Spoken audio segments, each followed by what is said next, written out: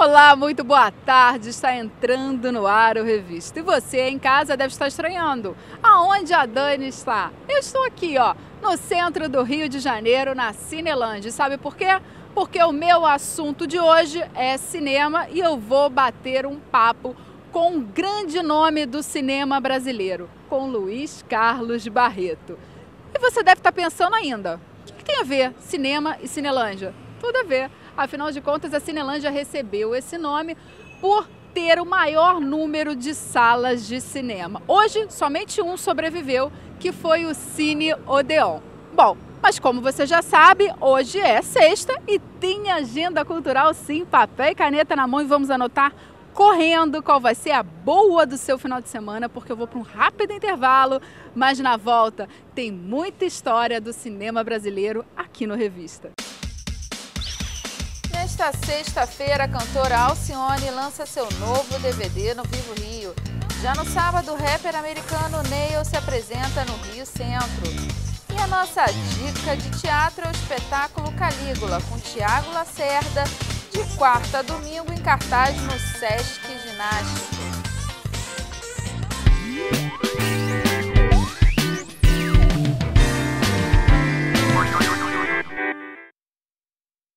Ah, saudade! Quem não sente saudade? Principalmente de avó e de avô.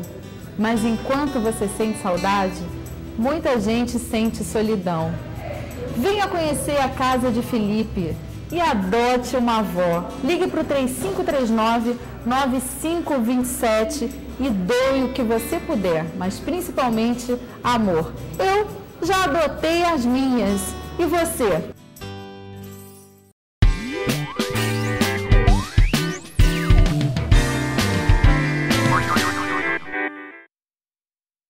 Como nosso assunto hoje é cinema, ninguém melhor do que ele, Luiz Carlos Barreto, mais conhecido como Barretão, Barretinho, Barreto, como você prefere ser chamado? Livre. Livre. Como pode... você se sentir melhor. Como eu me senti melhor. É um prazer, em primeiro lugar, estar aqui junto com você. Na verdade, o sobrenome Barreto significa qualidade no cinema, né? Já é um símbolo, né? Uma marca dentro do cinema brasileiro. Você que está dizendo. O máximo que eu posso é concordar com você. A gente, na verdade, a gente sempre procurou dar aos nossos filmes, né, não só uma qualidade artística, como uma qualidade industrial também. Porque o cinema é uma arte industrial. Uhum. Né? Você não precisa, para fazer um filme artisticamente válido, artisticamente, vamos dizer, apreciável, você não precisa fazer uma coisa alternativa, de qualidade industrial alternativa e tal. Você tem que ter boa fotografia, você tem que ter uma boa montagem, bons roteiros, bons atores. É todo um conjunto, né? É um conjunto de figurino, a direção de arte. Tudo isso tem que ser, porque o cinema é uma mágica, né? O cinema é uma mágica. E você não fizer a mágica bem feita... Não vai dar certo, o resultado não vai ser bom. Exatamente.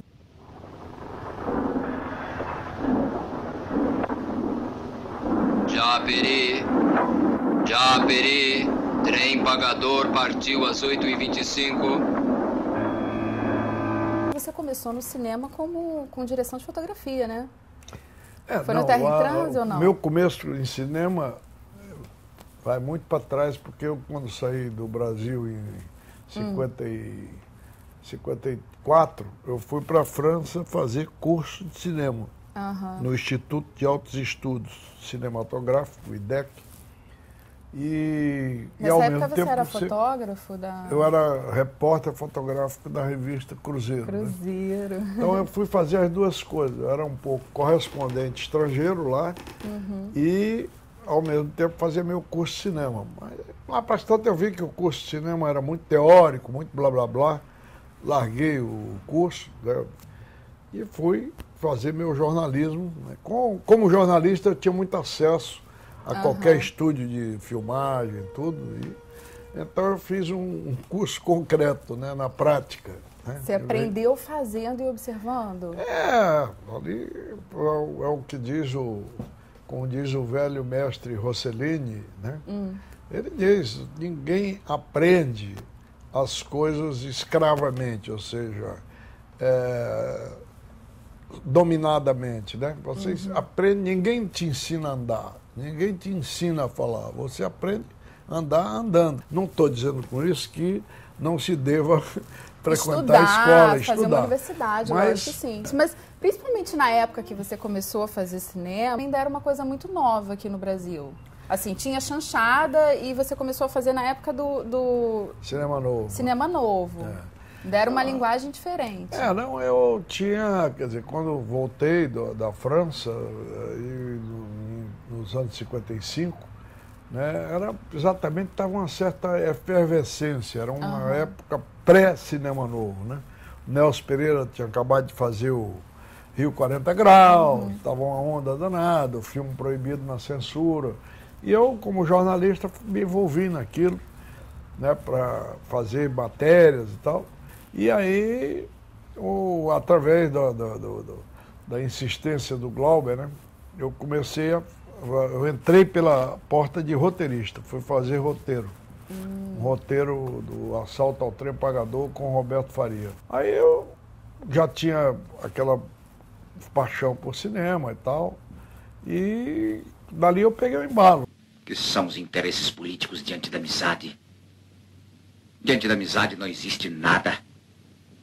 Um amigo aceita, sempre aceita o outro. Na mais absoluta degradação, um amigo sempre aceita o outro. E aí, como é que vocês faziam para driblar a ditadura, para os filmes? Não, a gente nem driblou, não. A gente resolveu continuar fazendo como se nada tivesse acontecido. A melhor maneira era ignorar? Era ignorar e fazer os filmes que queria fazer. Um dia, quando nós fizemos Terra em Transe, eu fui lá com o Glauber, o filme estava interditado na censura, mas a gente tinha que fingir que não sabia que era ditadura.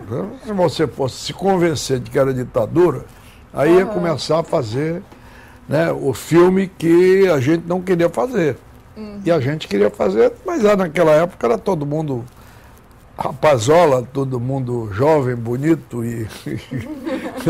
Então a gente conseguiu fazer os filmes todos que a gente queria fazer, mesmo na ditadura.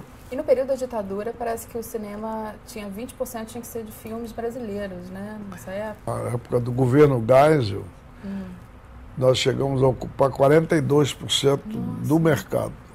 A faixa de mercado nossa, porque o governo Geisel era um governo nacionalista, era um governo mais liberal. O Geisel foi um dos maiores presidentes desse país, apesar de ser um regime militar, mas ele era um homem democrático, né? Foi uma pessoa que promoveu a volta à democracia. Né? Então o cinema brasileiro foi muito defendido por ele. A Embrafilme teve uma grande projeção na época do governo Geisel. O Roberto Faria ocupou a direção da Embrafilme. E por aí foi que nós pudemos fazer. Os melhores filmes foram feitos, né, durante o período da ditadura. O Cinema Novo era isso? Era uma ideia na cabeça, uma câmera na mão? Isso foi um slogan, né? Um slogan. De uma certa maneira era mais ou menos isso. Né? Mas câmera na mão mesmo, só quando tinha o Dib fazendo a câmera, né? O Dib Lof, que ele era um operador de câmera, talvez até hoje não tenha surgido, não no Brasil, mas no mundo, um operador igual a ele, né? Então isso facilitou muito a realização de filmes que se podia fazer com mais velocidade, com menos formalismo, né? Então os filmes ficavam mais soltos, né? Sem aquele formalismo, aquela coisa hierática, né?